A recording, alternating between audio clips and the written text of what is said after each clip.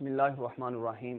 3 رمضان المبارک کو سیدہ فاطمۃ الزہرا رضی اللہ تعالیٰ عنہ میرے کریم آقا علیہ الصلوۃ والسلام کی سب سے چھوٹی بیٹی آپ کا وصال مبارک ہے۔ اسی مناسبت سے آپ رضی اللہ تعالیٰ عنہ کی ایک اپنے الفاظ میں تو چھوٹی ہے وگرنہ ان کی بہت بڑی عظمت و شان ہے۔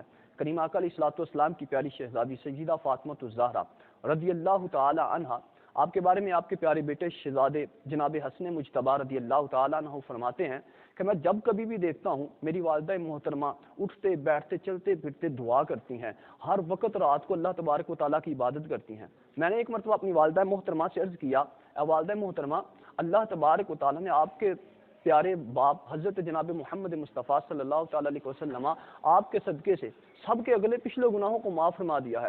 آپ اتنی اللہ تبارک و تعالیٰ کی عبادت کرتی ہیں، جب کام کرتی ہیں پھر بھی عبادت کرتی ہیں، تو کیا اپنے لیے مانگتی ہیں یا کسی اور کے لیے مانگتی ہیں؟ تو سیدہ فاطمۃ الزہرا رضی اللہ تعالیٰ عنہ آپ نے فرمایا، حسن، میں فاطمۃ الزہرا کبھی بھی اپنے لیے کچھ نہیں مانگا، بلکہ میں نے جناب محمد مصطفیٰ صلی اللہ تعالیٰ علیہ وسلم کی امت کے لیے ہی مانگتی ہوں کہ یا اللہ میرے محبوب کی امت کی بخشش فرما دے۔